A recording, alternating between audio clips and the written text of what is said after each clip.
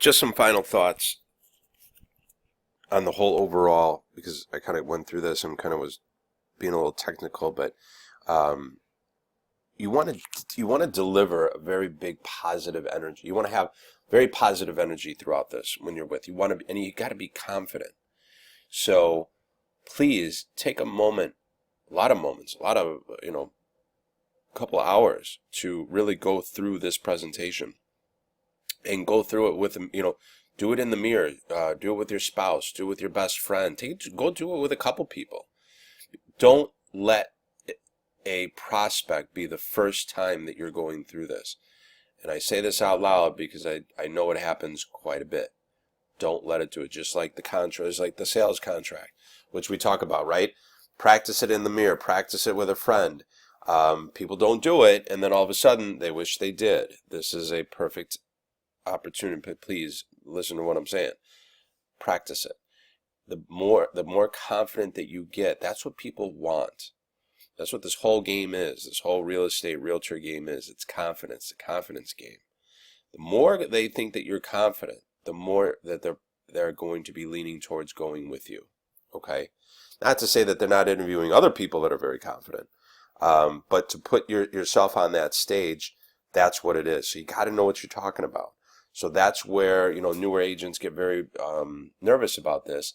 But if they know the neighborhoods, if they know the properties, if they I've done it before where, like, talking about the Bartlett property, I would go into a couple of those properties, that are available, even though there was only a couple, but at least I would go in there. So at least when I'm talking across the way, I could say, listen, I went into these couple places and theirs are a little bit bigger compared to yours, or the opposite. I was thinking this price, but then I went and saw what this is available and they're asking for this. Yours is much better. So it's going to build that validity. Your validity is going to be that you're going to hustle more than the top producer. So have that energy, have that positivity. Tell them that you want to do this. You want to sell their house. You want to be their realtor. Please, and when you're done with the presentation, first of all, be on time. Both times. Be early, okay? 9 o'clock, knock on the door. Don't be late. If you're late, you have caused a very, very negative impression. Be on time. What I do sometimes, if I have the time between the first and the second meeting, I write a handwritten note. It is awesome when I have that time. So, like, I'll meet with them, I'll write the note, I'll even have it pre-written, and then just mail it out.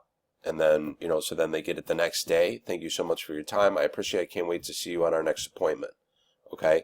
Then now you've built, I guarantee the other agents, they're not doing that.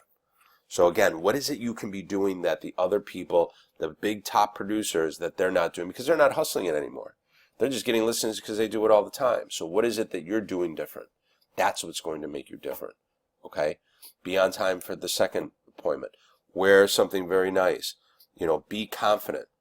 Again, don't just do the net sheet and the comps 5 minutes before you meet, because you can't. Because if you do that, you're going to stumble. You're not going to have that confidence. You're going to lose that listing. Okay? So just some tips that I just kind of want to go through, kind of portray some of the energy that you really need to have, just that positivity that hey, I could do this.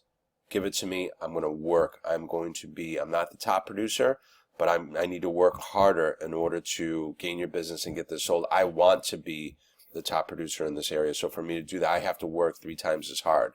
So be that person, be that hustler, okay? And make sure that they know that.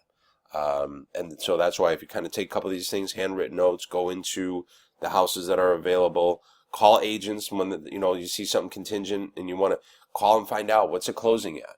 Or, ask them, when are you going to close? What's it closing? I might be taking a house that is very similar in price and the pictures are similar. When are you going to close on that? Or you close on that next week? Can you tell me what the price is going to be? Oh, okay, it's going to be $310. Great. Tell that to them, because it's to the seller, because when you tell them that, they're not hearing it from anybody else. I know that. I know it for a fact. You're the hustler. Okay. So just some tips. I just want you to be mindful of this as you're going into it. And all this is hard work. The more hard work you do it for this, the more confident you're going to be across the table. And you're going to do great.